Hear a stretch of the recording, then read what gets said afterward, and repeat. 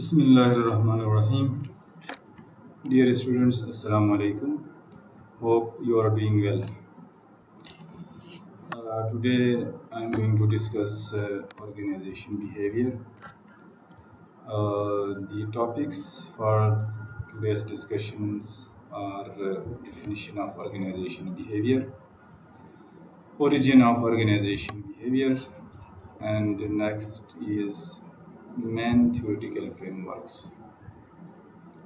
So we start from the very first topic. Before discussing the definition of organization behavior, first of all, I am going to tell you about the organization. So, what is organization? Dear students, as you all know that organization is a collection of people who are involved in pursuing defined objectives. It can be understood as a social system which comprises all formal human relationships. Simply ہم یوں کہہ سکتے ہیں کہ organization جو ہے لوگوں کا ایک ایسا مجموعہ ہے یا لوگ جہاں پہ اپنے کوششوں کو اکٹھا کرتے ہیں اور ایک کامن مقصد کو حاصل کرنے کے لیے کوشش کرتے ہیں. Just in the definition it says that it refers to collection of people. Collection of people means the group of people who combine their efforts, who bring their efforts and they pursue their common goals. And the organization is also called a social system. Social system means where there are human resource, there are rules and regulation, there are positions, where there are proper environment, where there are different resources, and this is called a social system. مختلف resources ہے وہاں پہ اور جہاں پہ ان resources کو استعمال کرتے ہوئے ایک مقصد کو حاصل کرنے کے لیے لوگوں کے کوششوں کو اکٹھا کیا جاتا ہے اور اس طرح سے یہ مقصد کو حاصل کیا جاتا ہے. اور سوشل سسٹم کے اندر یہ بھی ہمیں بتا رہا ہے کہ فارمل ہیومن ریلیشن شپس ہیں. دیکھیں ایک آرگنائزیشن کا سمپل اگر اسٹرکچر لیا جائے تو جس طرح مثال لے لیتے ہیں کالج کے میں ٹاپ پہ جو ہے پرنسپل ہے, اس کے نیچے وائس پرنسپل ہے, پھر کوآرڈینیٹرس ہیں. تو اختیارات کو تقسیم کیے گئے ہیں اور ساتھ ساتھ ان کو ذمہ داریاں بھی دی گئی ہیں. تو اس طریقے سے جو ایک کام ہے اس کام کو مختلف حصوں میں تقسیم کر کے اس کو پورا کرنے کی کوشش کی جا رہی ہوتی ہے. اور مقصد کیا ہے کالج کا؟ قوم کے بچوں کو پڑھانا ہے, قوم کے بچوں کو ایجوکیٹ کرنا ہے, اور اس کو ایجوکیٹ کرنے میں, اس مقصد کو حاصل کرنے میں مختلف پروفیسرس ہیں, دوسرے جو ہے اسٹاف ممبرس ہیں, وہ کیا کر رہے ہیں جی, وہ اپنی کوشش کو اکٹھا کیا ہوا ہے, سارے گروپ کی شکل میں کام کر رہے ہیں اور ایک رولس ریگولیشن کے اندر رہتے ہوئے, ایک ڈسپلن کے اندر رہتے ہوئے ان مقاصد کو حاصل کرنے کی کوشش کرتے ہیں. اس کو ہم کہتے ہیں آرگنائزیشن. اور ایک منظم طریقے سے یہ ہو رہا ہوتا ہے.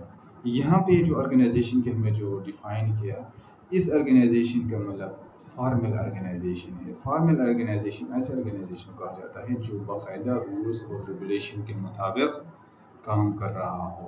مثلا کالج کو جو ہے گورنمنٹ ریگولیٹ کر رہا ہے اور رولز ریگولیشن دیے گئے ہیں, امپلائیز جو ہے ان کے مطابق جو ہے اپنا کام نبھاتے ہیں, ان کو پوزیشنز مختلف دیے گئے ہیں, وہ ان کے کوالیفیکیشن, ان ایکسپیرینس, ان کے کمپیٹنسی کے مطابق ان کو دیا گیا ہے.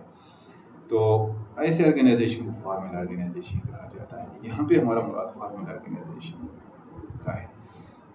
اس کے ساتھ انفارمل آرگنائزیشن ہوتا ہے. انفارمل آرگنائزیشن ایسے آرگنائزیشن کو کہا جاتا ہے جو باقاعدہ رولز ریگولیشن کے مطابق کام نہ چل رہا ہو، جس طرح انفارملی وہ چل رہا ہو. مثلا ہمارا فیملی سسٹم جو ہے وہ انفارمل آرگنائزیشن ہے، کوئی گورنمنٹ کا ادارہ نہیں چلا رہا ہوتا ہے، بلکہ ہم اپنے جو انفارمل غیر رسمی ہمارے جو طور طریقے ہیں، ہمارے ٹریڈیشنس ہیں، اس کے مطابق ہم اس کو چلا رہے ہوتے ہیں. ایک روایتی طریقے سے اس کو انفارمل آرگنائزیشن کہا جاتا ہے. اب آتے ہیں ہاں، ساتھ یہ بھی میں بتاؤں کہ آرگنائزیشن کے لیے ایک ہی جغرافیکل ایریا میں ہونا بھی ضروری نہیں ہے. مثلا بعض آرگنائزیشن آج کل الیکٹرانک آرگنائزیشن، ای آرگنائزیشن آ گئے ہیں. مثلا آج کل جو میں آپ لوگوں سے یہ جو ہم درس و تدریس کا سلسلہ جو چل نکلا ہے آن لائن ایجوکیشن کا، یہ ای آرگنائزیشنس کی ایک مثال ہے. یا ہم کہہ سکتے ہیں کہ ورچوئل آرگنائزیشن یا ڈسٹینس لرننگ یا ورچوئل یونیورسٹی جو کر رہا ہے، یا علامہ اقبال اوپن یونیورسٹی جو دور بیٹھے ہوئے اسٹوڈنٹس کو جو ہے وہ آن لائن سسٹم کے تھرو ان کو ایجوکیٹ کیا جا رہا ہے. تو ان کو ای آرگنائزیشن کہا جاتا ہے کہ پروفیسرز کہاں پہ بیٹھے ہیں یا اس کے جو امپلائیز ہیں وہ کہیں کہاں پہ بیٹھے ہیں، لیکن نیٹ کے تھرو، انٹرنیٹ کے تھرو آن لائن وہ اس کے ساتھ جو ہے کے ساتھ کنیکٹڈ ہیں اور اس طرح سے کام ہو رہا ہوتا ہے. تو یہ تھا اس کے حوالے سے، ای آرگنائزیشن کے حوالے سے. ابھی آتے ہیں جی بیہیویئر کی طرف. What is behaviour? Behaviour is simply observable traits of a person are called behavior. وہ ایکشنز اور ریئیکشنز، وہ رسپانس جن کو ہم آبزرو کر سکتے ہیں، جن کا ہم مشاہدہ کر سکتے ہیں، ان کو بیہیویئر کہا جاتا ہے. مثلا میں اگر کسی سے بات کر رہا ہوں تو میرے باتوں کو بندہ مشاہدہ کر رہا ہے، میرے باڈی لینگویج کا بندہ مشاہدہ کر رہا ہے، یا ہم کسی دوسرے کی باتوں کا، ان کے باڈی لینگویج کا مظاہرہ دیکھ رہے ہوتے ہیں، ان کے چہرے کے تاثرات ہم ریڈ کر رہے ہوتے ہیں. تو یہ اس کا بیہیویئر ہے جو ہم اس کو آبزرو کر سکتے ہیں. تو یہاں پہ جو ڈیفینیشن دی گیا ہے، اٹ از اے وربل اور physical response shown by a person as a consequence of the impact of his her surroundings. اس کے انوائرمنٹ یا سراؤنڈنگ کے اثر کی وجہ سے وہ جو ایک رسپانس دے رہا ہے، وہ رسپانس وربل لفظ یہاں پہ استعمال ہوا ہے. Verbal means orally or in the shape of written. ویسے کمیونیکیشن کی دو قسمیں ہیں، verbal communication, non verbal communication. Verbal communication oral زبانی کو کہا جاتا ہے، ریٹن شکل میں ہو، اور دوسرا نان وربل کمیونیکیشن جو باڈی لینگویج یا جسچرز کی صورت میں ہو، اس کو نان وربل کمیونیکیشن کہا جاتا ہے. تو یہاں پہ وربل اور فزیکل رسپانس جو دے رہا ہے یا باڈی لینگویج کے تھرو دے رہا ہے، تو اس پرسن جو دوسروں کو شو کر رہا ہے، دوسرے لوگ جو اس کو آبزرو کر رہے ہیں، یہ کس وجہ سے؟ As a consequence of the impact of his surroundings. Environment جو ایک اسٹیمولیشن کا رول ادا کر رہا ہے، اور اس انوائرمنٹ کی، اس سراؤنڈنگ کی، اس اثر کی وجہ سے جو ہے وہ ایک دے رہا ہے. مثلا سراؤنڈنگ میں ہم سے کوئی مخاطب ہے، وہ ہم سے کوئی بات کر رہا ہے، تو اس کے ایکشن یا اس کے ریئیکشن میں ہم جو بات کر رہے ہیں، دوسرا جو آبزرو کر رہا ہے، اس کو بیہیویئر کہا جاتا ہے. بیہیویئر کا مطلب ہم کیا کہہ سکتے ہیں؟ اس کو سمپلی ہم یوں کہہ سکتے ہیں کہ observable traits are called behavior. So organization behaviour کے اندر دو ورڈ ہیں، ایک آرگنائزیشن، دوسرا بیہیویئر. ابھی ہمیں یہ دیکھنا ہے کہ آرگنائزیشن بیہیویئر ایکچولی آرگنائزیشن کا تو نہیں ہوتا، یہ بیہیویئر ایکچولی ہیومن ریسورس کا ہوتا ہے. بیہیویئر کون دے رہا ہے؟ میں اور آپ دے رہے ہوتے ہیں، امپلائیز اور ورکرز دے رہے ہوتے ہیں، ہیومن بینگس، جانور دے رہے ہوتے ہیں. فزیکل ٹینجیبل چیزوں کا تو کیا وہ ہے. تو actually organization behaviour of the human resource who are making difference within the organizations. ابھی آتے ہیں جی آرگنائزیشن بیہیویئر کی ڈیفینیشن کی طرف. جو ایک ریناؤنڈ اسکالر ہے اسٹیفن پی رابنس جس نے اس کو ڈیفائن کیا ہے.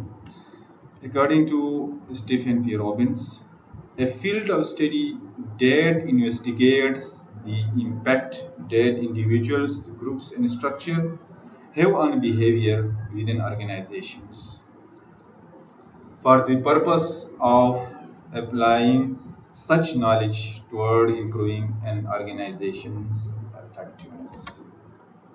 Here, the Stephen Robbins says that such a field of study which investigates, which inquires the effect of individuals, groups, and structure on behavior within organization. As you know, the organization behavior is studied on three levels. First, individual level, then group level, and in the end it will be studied at structural level. اور ان تین لیولوں میں اس کو study کرنے سے ہمیں جو knowledge ہمارے پاس آتا ہے اس نالج کو ہم کیا کرتے ہیں جی، اس نالج کو ہم آرگنائزیشن کی بیسٹ پرفارمنس کے لیے ہم اس کو استعمال کرتے ہیں. کہ باٹم لائن یہ ہے کہ to improve the performance of the organization, how we can bring effectiveness and efficiency within the organization. جب effectiveness efficiency آ جائے گی تو کیا مطلب ہو گیا، پرفارمنس بہتر ہو جائے گی، آرگنائزیشن کی ہیومن ریسورس جو ہے وہ موٹیویٹڈ ہوں گے and they will be satisfied.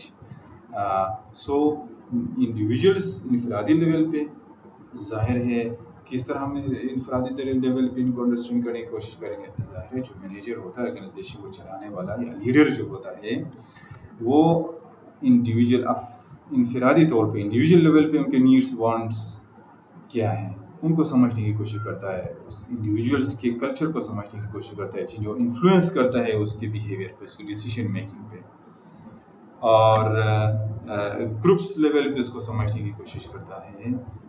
اسی طرح اسٹرکچر کا بھی اثر ہوتا ہے بیہیویئر، ہیومن بیہیویئر پہ. اسٹرکچر، آرگنائزیشن اسٹرکچر، سپوز اگر آرگنائزیشن کا ایک ٹال اسٹرکچر ہے، بہت زبردست اسٹرکچر ہے جہاں پہ پروموشن کے بہت چانسز ہیں. سپوز ٹال اسٹرکچر کی مثال ہم پاک آرمی ہے جس کا بہت ٹال اسٹرکچر ہے، سیکنڈ لیفٹیننٹ سے لے کے you may go to the 5-star general. Such a huge tall structure, there is a huge chances of promotion. So a person is very much motivated to join such an organization. It means the structure is have an influence. It is shaping the behavior of an individual. It is bringing changes in the human resource. اس طرح individual اس طرح group کا ہے. تو ہم یہ organization behaviour میں ان چیزوں کو ہم سمجھتے ہیں، ان چیزوں کو اسٹڈی کرتے ہیں انڈیویجول سے لیول سے لے کر کے اسٹرکچرل لیول پر تک. ان کو سمجھنے کے بعد جو ہے ہم اس پوزیشن میں آ جاتے ہیں کہ ہم آرگنائزیشن کو بہتر طریقے سے ہم چلانے کے قابل ہو جاتے ہیں. ہیومن ریسورس کو ہم بہتر سمجھتے ہیں، ان کے نیڈس وانٹس کو سمجھتے ہیں، بہتری لانے کی کوشش کرتے ہیں. تو اس وجہ سے bottom line bring efficiency and effectiveness in organization. جب ایفیشینسی افیکٹونیس آ جائے گی تو پرفارمنس بہتر ہو جائے گی. That is the bottom line.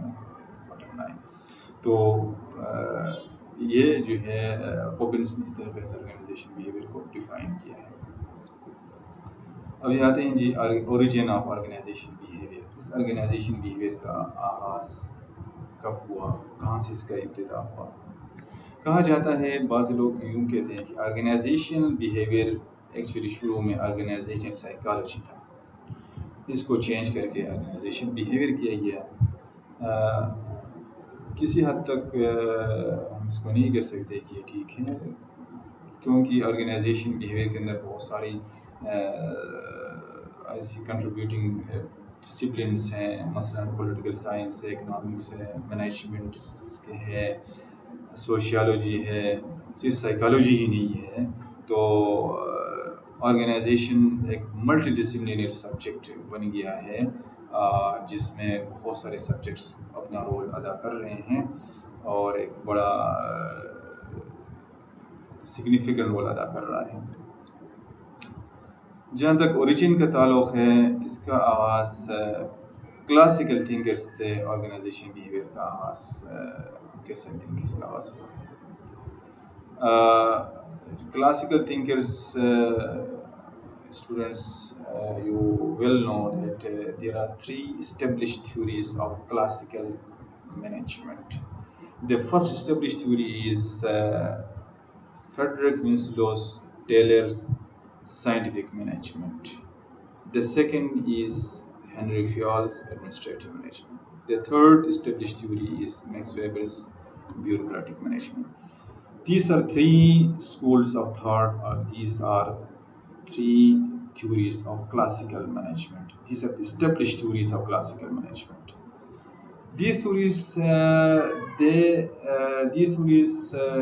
don't replace each other or one another, but they coexist with each other or with one another. These classical managers, these were the early thinkers in the 19th century. Frederick Winslow Taylor was an American scholar. He was actually a mechanical engineer. He started his work from America, from an industry, and with his hard work and sincerity and commitment, he rose to the position of a consultant of the company. Frederick Winslow Taylor theory related to the most important thing, that is there is one best way to do something. There is one best way to do something. The managers, they should find out the best way to do something. That was the main focus of Taylorism, or scientific management. The Frederick Winslow Taylor was very concerned about productivity in an organization. He was he was very in favor of human resource, fair pay, fair pay. So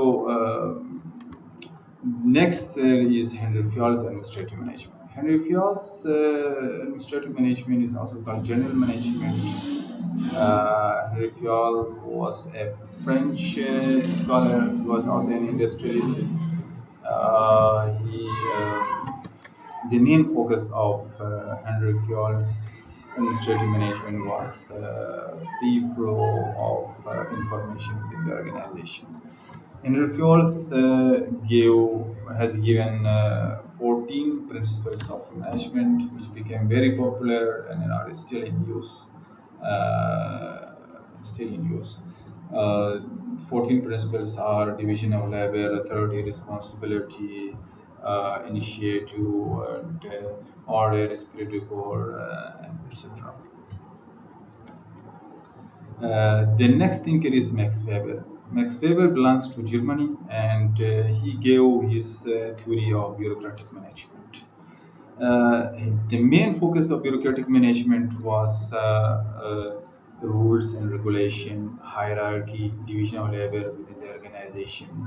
So he gave his bureaucratic management. Bureaucratic management, in other words, we can say that rule by the officers or officials. So Max Weber's has given bureaucratic management. So when we analyze these three established theories, it comes to our mind that these classical thinkers were very much concerned about the productivity, about the productivity of the human resource.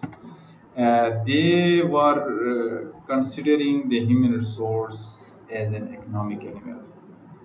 uh, they were saying that whatever you feed them, they will produce much more.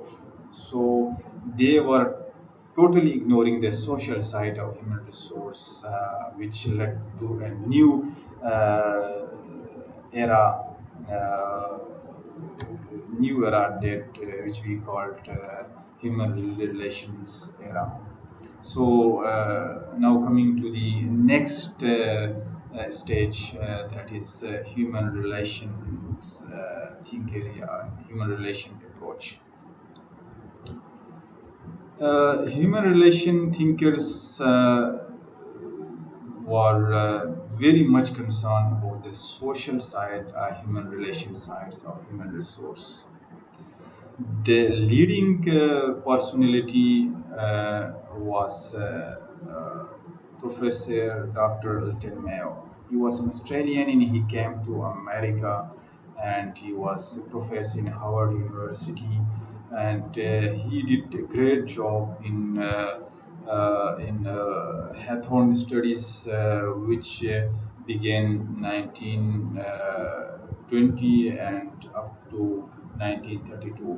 And there are series of studies were carried out during these times, and the first study was illumination study, which carried out in Western Electric Company of Hawthorne plant.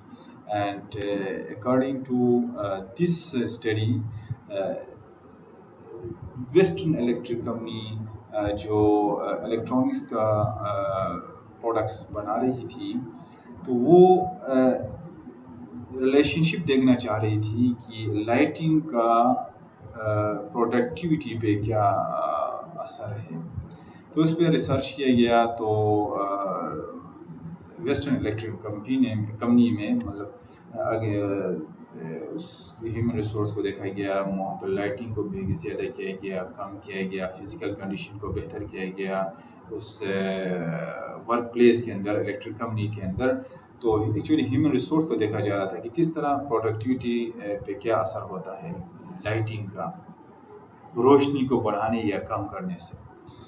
तो and result ये रहा है कि कोई ख़ास lighting को बढ़ाने से या कम करने से या फिज़िकल फैसिलिटीज़ जो हैं उसको कम या ज़्यादा करने से कोई फ़र्क नहीं पड़ रहा था, कोई प्रोडक्टिविटी सेम आ रही थी।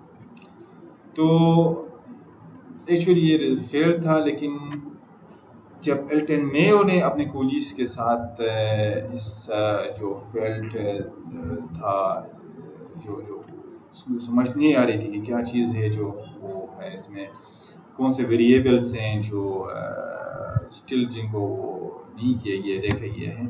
तो एल्टन मेयो दूसरे फैक्टर्स को भी देखा। इसने अपने रिसर्चर के साथ आया और वहाँ पे वर्क प्लेस में उसने के साथ रिसर्च किया। तो जब देखा गया तो अचानक प्रोडक्टिविटी बढ़ गई। तो मुख्तलिफ स्टडीज़ के बाद जो है ये बात सामने आ गई। ऑलमोस्ट 5 स्टडीज़ किए गए थे। तो उसके बाद ये बात सामने आ गई कि सिर्फ लाइटिंग को या फिज़िकल फैसिलिटीज़ या फाइनेंशियल फैसिलिटीज़ को कम या ज़्यादा करने से इसका कोई ज़्यादा असर नहीं होता प्रोडक्टिविटी पे, ऑर्गेनाइजेशन की प्रोडक्टिविटी पे। उन्होंने कहा दूसरे फैक्टर्स हैं। दूसरे फैक्टर्स ये हैं कि ह्यूमन साइड को, सोशल साइड को देखना चाहिए। सोशल साइड ह्यूमन रिसोर्स की उनकी जो रिलेशनशिप है ग्रुप मेंबर्स के साथ, उसको देखना है। उनका सोशल साइड का ख्याल रखना है। ह्यूमन रिसोर्स को मतलब ज़ाहिर है कोई ऑर्गेनाइजेशन सारे पैसे के लिए तो काम नहीं करता, इंसान है उसका अपनी इज़्ज़त का भी बाज़ टाइम वो इज़्ज़त के लिए काम करता है कि यार मुझे कुछ ना मिले, मुझे तनख्वाह भी ना मिले, मुझे इज़्ज़त हो ऑर्गेनाइजेशन के अंदर, मुझे रिस्पेक्ट हो, मुझे खुशी और गम में मैं शामिल हूँ अपने उसके साथ, दूसरों के साथ में अपना शेयरिंग कर सकूँ। तो इन चीज़ों को इग्नोर किया जा रहा था। तो उसने कहा कि यार ये चीज़ें एल्टन मेयो साहब ने कहा कि यार this social side this are very important. تو اس نے تو ہیتھون اسٹڈیز میں جو بات سامنے آ گئی کہ سوشل سائڈ بہت زیادہ امپورٹنٹ ہے. اس سے پروڈکٹیوٹی میں جب وہ ریسرچرز انٹر میں آ گئے تھے ان لوگوں کے ساتھ کام کیا. ایک بات اس میں یہ آ گئی تھی کہ جب کوئی کسی کو کام کرتے ہوئے دیکھ رہا ہو تو ظاہر بندہ تھوڑا سا جان لگاتا ہے, کوشش کرتا ہے کہ یار مجھے کام چھوڑ نہ کے وہ میں اپنا جان لگائے گا, کام کو بہتر کرنے کی کوشش کرتا ہے. تو یہاں پہ جو ہے ایک تو جس طرح ہیتھرون ایفیکٹ کا جو یہ فریز ہے یہاں سے آ گیا تھا. ہیتھرون اسٹڈی سے ہیتھرون ایفیکٹ مینس ان نیچرل ایفیکٹ. ان نیچرل ایفیکٹ کا مطلب یہ ہے کہ جب یہ ایلٹن میو کے کولیگس اور ریسرچرز جب ان امپلائیز کے ساتھ ویسٹرن الیکٹرک کمپنی کے امپلائیز کے ساتھ مل کے کام کر رہے تھے تو وہ امپلائیز انہوں نے یہ فیل کیا کہ لوگ مجھے دیکھ رہے ہیں تو ہم تھوڑا سا اچھا کام کریں گے. یہ بات آ گئی تھی. دوسری بات جو ہے وہ ان کے ساتھ مل کے کام کرے تو ان کے ساتھ انہوں نے شیئرنگ کی, باتیں کی, اپنے کچھ دل کے بڑھاس نکالی, تو اس سے ان کا دل ہلکا ہو گیا اور انہوں نے جو ہے پروڈکٹیوٹی زیادہ آ گئی. انہوں نے اپنے آپ کو آئسولیٹ فیل نہیں کیا ہے, گروپ کی شکل میں انہوں نے فیل کیا, تو اس وجہ سے جو ہے وہ آ جائے گا. تو وہ جو ہے نا پروڈکٹیوٹی آؤٹ پٹ بڑھ گئی, پرفارمنس بہتر ہو گئی.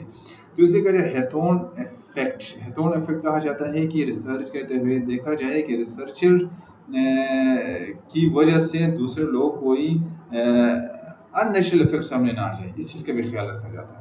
تو ہیتھون اسٹڈیز سے ہمیں یہ پتہ چل جاتا ہے کہ سوشل سائٹس ہیومن بینگس کا یہ بڑا رول پلے کرتا ہے.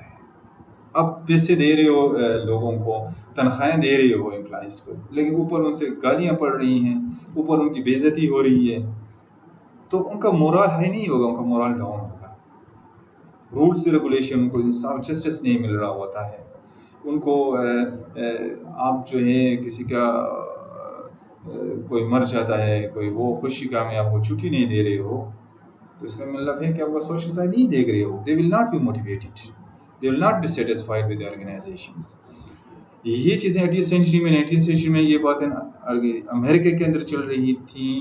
تو یہ بات ہم سب کو پتہ ہے کہ لیبر ڈے فرسٹ یوم مائی جو منایا جاتا ہے ایز اے لیبر ڈے 1886 کو شکاگو میں مزدوروں نے, لیبرز نے ایک بہت احتجاج کیا تھا. وہاں پہ اس کارخانوں میں لوگ کھڑے کھڑے مر رہے تھے, کوئی قوانین اس طرح ٹریڈیشنل قوانین نہیں بن گئے تھے.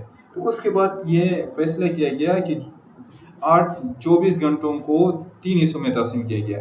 8 گھنٹے کام کے لیے, 8 گھنٹے ریسٹ اور 8 گھنٹے فیملی کے ساتھ. ایسے قوانین انٹرنیشنل لیول پہ بن گئے. تو ان لوگوں نے ان کے لیے وہ کی. تو سوشل سائٹ والا جو ہے اس کے لوگوں نے قربانیاں دی اور پھر اس کو اہمیت دیا جانے لگا. ایک نیا آرگنائزیشنز مینجمنٹ, ایک نیا ایک شفٹ ہو گیا, ایک شکل, اس کی ایک نیا پرسپیکٹو اسی شکل میں سامنے آنے لگا. تو ایلٹن میو صاحب کا بہت بڑا رول ہے. ابھی آتے ہیں جناب مین تھیوریٹیکل فریم ورکس کی طرف. ویسے سائیکالوجی کے بہت سارے تھیوریٹیکل فریم ورکس ہیں, لیکن ہمارے کورس آؤٹ لائن میں جو شامل ہیں وہ 3 تھیوریٹیکل فریم ورکس ہیں. بیہیویئرس فریم ورک ہے, کوگنیٹو فریم ورک ہے, یا سوشل کوگنیٹو فریم ورک ہے, یا تھیوریز ہیں, ان کو تھیوریز بھی ہم کہہ سکتے ہیں. تو پہلا بیہیویئرس تھیوری یا بیہیویئرس فریم ورک یا بیہیویئرس پرسپیکٹیو. تو بیہیویئرس پرسپیکٹیو 2 حصوں پہ مشتمل ہے. ایک حصہ اس کا ہے جسے کہا جاتا ہے کلاسیکل کنڈیشننگ یا رسپونڈنٹ کنڈیشننگ یا پیولین کنڈیشننگ. اس کو پیش کیا تھا این پیولو اور جان بی واٹسن نے. این پیولو کا تعلق رشیا سے تھا, تو ان لوگوں نے یہ تھیوری پیش کی تھی. ان کے مطابق, اس تھیوری کے مطابق, ہاں یہ بھی میں آپ کو بتاتا چلوں, یہ جو تھیوریز ہیں, یہ جو فریم ورکس ہیں, جو میں نے آپ کو 3 فریم ورکس ابھی بتا دیے جن کے نام لیے, یہ فریم ورکس کا مطلب یہ ہے کہ ان کو لرننگ تھیوریز بھی کہا جاتا ہے کہ لرن بندہ کس طرح کرتا ہے، لرننگ کیسے کرتا ہے. وہ ایک فلم ان کوئی کہتا ہے کہ اس طریقے سے لرننگ ہوتی ہے، کوئی کہتا نہیں کہ اسی طریقے سے ہوتی ہے. تو ابھی بیہیورسٹ کے بارے میں ہم جاننے کی کوشش کرتے ہیں کہ یہ کیا کہتا ہے کہ لرننگ کیسے ہوتی ہے. تو پہلا جن کے 3 نام ہیں، کلاسیکل کنڈیشننگ، رسپونڈنٹ کنڈیشننگ یا پیولین کنڈیشننگ. ان کے مطابق classical conditioning experiments to formulate stimulus response, explanation of human behaviour. یہ کہتے ہیں کہ جو لرننگ ہوتی ہے وہ اسٹیمولس اور رسپانس کے تھرو ہوتی ہے.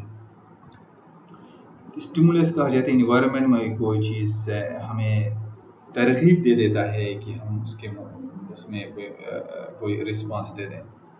مثلا ہم یوں کہہ سکتے ہیں کہ ابھی عید آنے والی ہے، بڑی عید. تو بڑی عید پہ سارے نئے کپڑے بناتے ہیں، نئے شوز پہن لیتے ہیں اور سارا نیا نیا یہ ہوتا ہے. تو کیا ہے، تو ہر ایک دوسرے کو دیکھتے ہوئے وہ موٹیویٹ ہوتا ہے کہ میں بھی اس طرح بناؤں.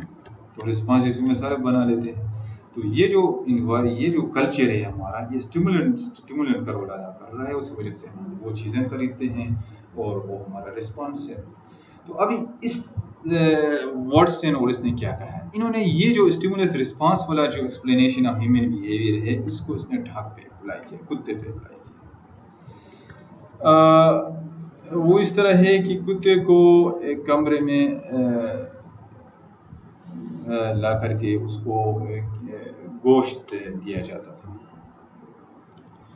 گوشت یہاں پہ جو ہے اسٹیمولس ہے، اور کتے کے منہ سے پانی آنا جسے سیلیوا کہا جاتا ہے انگریزی میں، سیلیوا SLAVIA سیلیوا. تو گوشت کا آنا اسٹیمولس ہے اور کتے کے منہ سے پانی کا آنا وہ ہے رسپانس، جسے ہم بیہیویئر کہتے ہیں. تو ابھی یہ کیا گیا کہ کتے کو جب گوشت دیا جاتا تھا تو گوشت کو دیکھتے ہوئے ہی اس کے منہ سے پانی آنا شروع ہو جاتا تھا. سپوز کتے کو ابھی گوشت دیا گیا، ابھی اس میں ایک نیوٹرل اسٹیمولس لایا گیا. 2 اسٹیمولس، ایک اسٹیمولس اوریجنل انکنڈیشنل اسٹیمولس. ابھی اس کو کنڈیشن کیا گیا، کس کے ساتھ؟ گھنٹی بجائی جاتی تھی. جب کتے کو گوشت لانے کا ٹائم ہوتا تھا تو اس سے پہلے گھنٹی بجتی تھی، کتا تھوڑا سا متوجہ ہوتا تھا. ابھی بندہ اس کو گوشت لا کر کے جب دے دیتا اس کو پھینکتا تو اس کے منہ میں سلیوا آتا تھا جب تک کہ اس کو کھا لے. تو ابھی جو ہے یہ دوسرا جو اسٹیمولس ہے، یہ گھنٹی کا بجانا، یہ نیوٹرل اسٹیمولس تھا. ابھی کچھ ٹائم اس طرح کیا جانے لگا تو کتے کو یہ سمجھ دماغ میں بات بیٹھ گئی، اس کے برین میں، کہ یہ جو گوشت کا گھنٹی کا بجنا جو ہے، اس کا مطلب ہے کہ گوشت کا آنا ہے. تو ابھی جو ہے سپوز گوشت نہیں دیا جاتا اس کو، لیکن اگر گھنٹی کی آواز بھی وہ سن لیتا وہ کتا تو اس کے منہ میں سلیوا آ جاتا. تو اس کا مطلب یہ ہے کہ اسٹیمولس سے جو ہے وہ ایک بیہیویئر جو ہے وہ سامنے آ جاتا ہے، اور یہ ایک اس طریقے سے ہمیں لرننگ ہوتی ہے. مثلا ہم یوں کہہ سکتے ہیں کہ یہ امیٹیٹیو قسم کی لرننگ ہے. مثلا بچوں کو اگر ہم بچہ ہے، کوئی بچے کو ہم کہتے ہیں کہ بائے بائے، تو رسپانس پہ بچہ بھی بائے بائے کہنا شروع کرتا ہے. تو اس لیے کہا جاتا ہے، ویسے وہ نہیں کہتا، جب ہم کہتے ہیں تو اس کے لیے کہا جاتا ہے کہ یہ جب انوائرمنٹ میں اسٹیمولنٹ اپنا رول ادا کر رہا ہو تو پھر رسپانس آتا ہے، ویسے نہیں آتا. اس لیے اس کو کہا جاتا ہے ریفلیکسو بیہیویئر، ان لرن بیہیویئر. وہ کانشیسلی نہیں کر رہا ہوتا، انکانشیسلی وہ رسپانس دے رہا ہوتا ہے. مطلب اسٹیمولنٹ آ گیا، پھر اگر وہ نہ آتا تو کتے کے منہ سے بھی وہ سلیوا نہ جاتا. تو یہ امیٹیٹیو قسم کی لرننگ ہے. اور اسٹیجز میں جس طرح پریلیمنری اسٹیجز میں جس طرح بچے ہیں وہ اپنی لرننگ اسی طریقے سے شروع کرتے ہیں. جس طرح کوئی بچے سے کہتا ہے کہ یہ کرو تو وہ ہاتھ ہلا کے یا سلام یا ہاتھ ملایا جاتا ہے تو وہ بھی اس طرح رسپانس دے دیتا ہے. اس طریقے سے لرننگ ہوتی ہے جس طرح جانوروں میں کچھ وہ کی جاتی ہے. اس پہ بھی اپنے کرٹیسزمس ہوئے ہیں، وہ اپنی جگہ. دوسرا جو لرننگ ہے وہ ہے اوپرنٹ اور اسکینیرین اور انسٹرومنٹل کنڈیشننگ. یہ بیہیویئرسٹ ہے. بیہیویئرسٹ کا مطلب یہ observing the outer person, behaviour کو دیکھتے ہوئے. اس کو اوپرنٹ کنڈیشننگ کہا جاتا ہے یا اسکینیرین.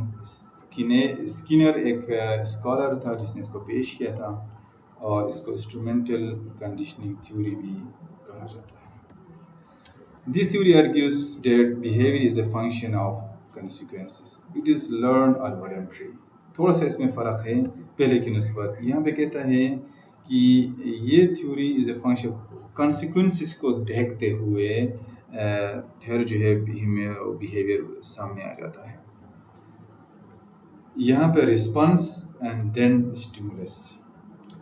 اوپرنٹ اس لیے کہا جاتا ہے کہ ایک جو بندہ ہے یا جو بھی ہے اس کو انوائرمنٹ میں آپریٹ کرنا ضروری ہے.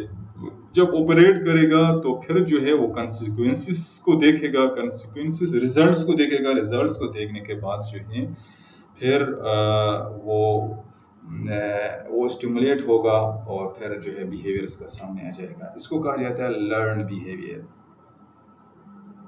یہ والنٹری بیہیویئر بھی اس کو کہا جاتا ہے، والنٹری لرننگ تھیوری بھی اس کو کہا جاتا ہے.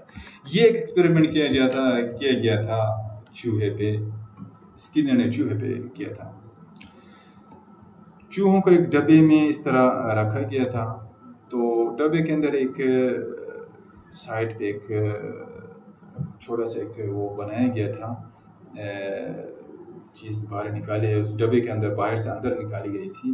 اور جب یہ چوہے اس کے اندر گھوم پھیر کے جب اس کے پہ پاؤں رکھتے تھے تو باہر سے کوئی چیز کھانے کی فوڈ، اخروٹ یا کوئی بسکٹ وغیرہ وہ اس میں نیچے گرتا تھا اور یہ چوہے اس کو کھا لیتے تھے.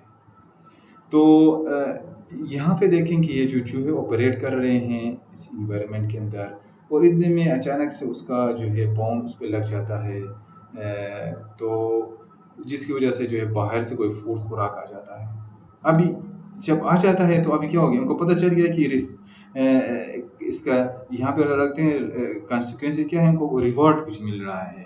اس ریوارڈ کی وجہ سے اخروٹ یا وغیرہ جو بھی کھانے کو ان کو کچھ مل رہا ہے وہ بار بار اسٹیمولیٹ ہوں گے، وہ بیہیویئر جو ہے وہ انکریز ہوتا جائے گا. اس کو دوسرے لفظوں میں لا آف ایفیکٹ یا لا آف ری انفورسمنٹ بھی کہا جاتا ہے.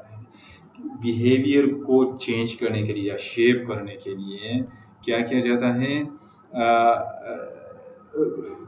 ریوارڈ دیا جاتا ہے. ریوارڈ دینے سے مطلب جو ہے وہ بندہ اس ریوارڈز کو دیکھتے ہوئے اسٹیمولیٹ ہوتا ہے، وہ بیہیویئر اس کا آ جاتا ہے اور وہ انکریز ہوتا جائے گا. یا اس کو پازیٹیو انفورسمنٹ کہا جاتا ہے. ایک نیگیٹو انفورسمنٹ کہا جاتا ہے اگر اس کے اندر کوئی مشکل ہے تو اس مشکل کو کم کیا جاتا ہے. مثلا اسٹوڈنٹس کو زیادہ پڑھائی کی طرف متوجہ کرنے کے لیے اس کو ریوارڈ دیا جاتا ہے تاکہ وہ زیادہ پڑھے، اچھے نمبر لے لے. نیگیٹو اس کو پازیٹیو انفورسمنٹ کہا جاتا ہے. نیگیٹو انفورسمنٹ کا مطلب یہ ہے کہ اسٹوڈنٹس کے پاس بہت زیادہ کورس بہت زیادہ ہے، 20 چیپٹرس ہیں، 20 چیپٹرس کو کم کر کے 15 چیپٹرس کیا جاتا ہے تو اس کو نیگیٹو انفورسمنٹ کہا جاتا ہے تاکہ مزید اس کا رسپانس اچھا آ جائے. اس کو نیگیٹو. ایک ہوتا ہے پنشمنٹ. پنشمنٹ کا مطلب ہے اس کو پنش کر کے تاکہ وہ بیہیویئر ڈیکریز ہو جائے. پہلے دو پازیٹیو نیگیٹو انفورس کا مطلب انکریز کرنے سے ہے، اور پنش کا مطلب اس کو ڈسکریج کرنے سے ہے یا ڈیکریز کرنے سے بیہیویئر میں ڈسکریج آ جائے.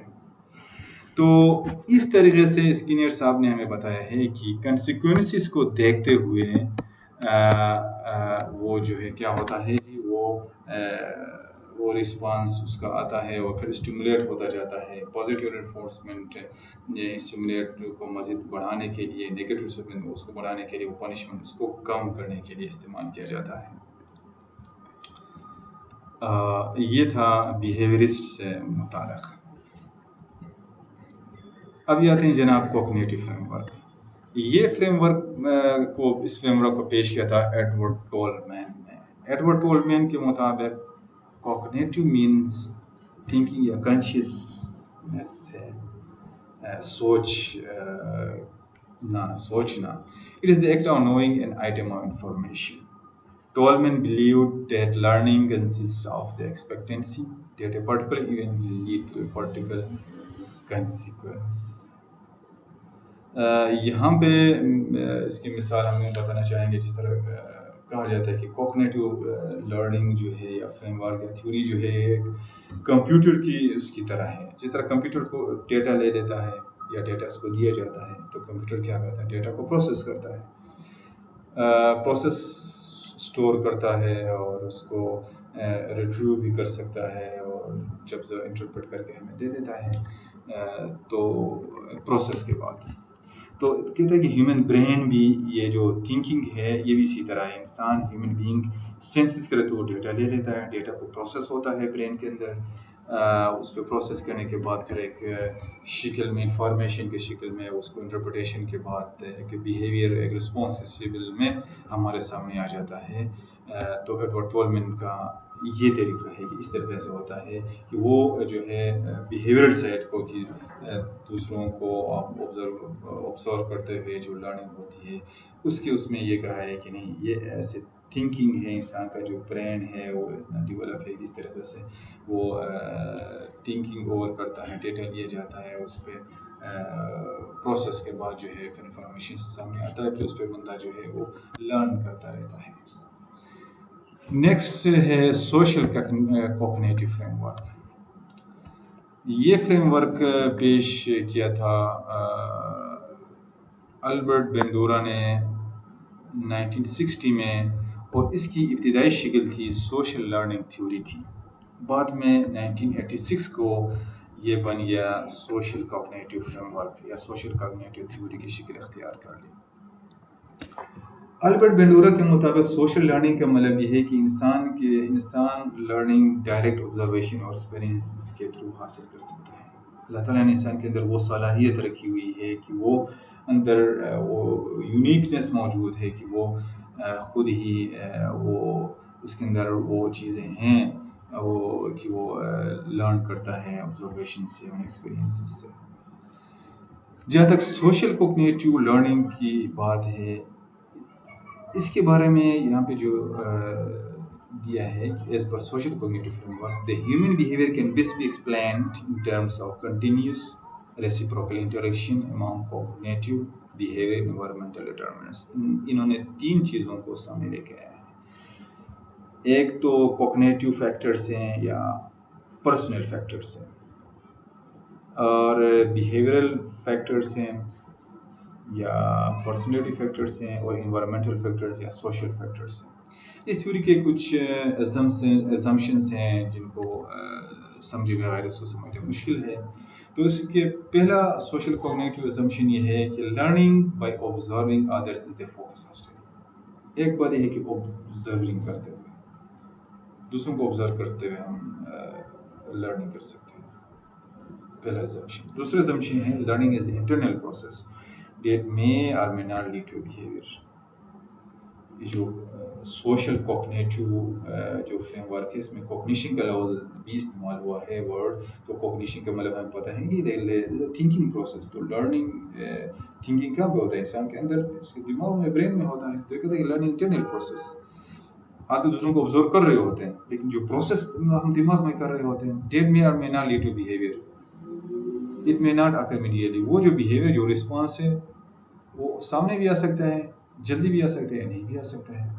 تو نیکسٹ اسمپشن یہ کہتا ہے کہ people set goals for themselves and direct their behaviour accordingly. لوگ اپنے لیے گول سیٹ کرتے ہیں اور اسی گولس کے مطابق جو ہے وہ اپنے بیہیویئر کو رکھتے ہیں. They are motivated to accomplish goals. پھر ان کو موٹیویٹ کرنا پڑتا ہے لوگوں کو کہ یار یہ جو آپ کا مقصد ہے اس کو پورا کرنا ہے. جس طرح امپلائیز کو بتایا جاتا ہے کہ آپ کا مقصد لوگوں کو پروفیسروں کو کہا جاتا ہے کہ آپ کا مقصد اسٹوڈنٹس کو پڑھانا ہے, آن لائن ہو یا ویسے کلاس روم کے اندر ہو, لیکن آپ کو موٹیویٹ کرنا ہے. تو گول سیٹنگ بھی اس کے اندر موجود ہے. یہ نہیں ہے کہ ایک قسم کا یہ بیہیویئرل سائڈ کو دیکھ رہے ہیں کہ آپ نے اسٹیمولیٹ سے کوئی آپ کسی نے آپ کو بائی بائی کہا تو آپ نے بھی بائی بائی کہنا شروع کر دیا. نہیں, اس طرح نہیں. آپ اپنے تھنکنگ کو کہو کہ یار مجھے ابھی بائی بائی کرنا ہے کہ نہیں کرنا ہے, ابھی تو ابھی فی الحال پڑھانا ہے, بائی بائی نہیں کرنا ہے.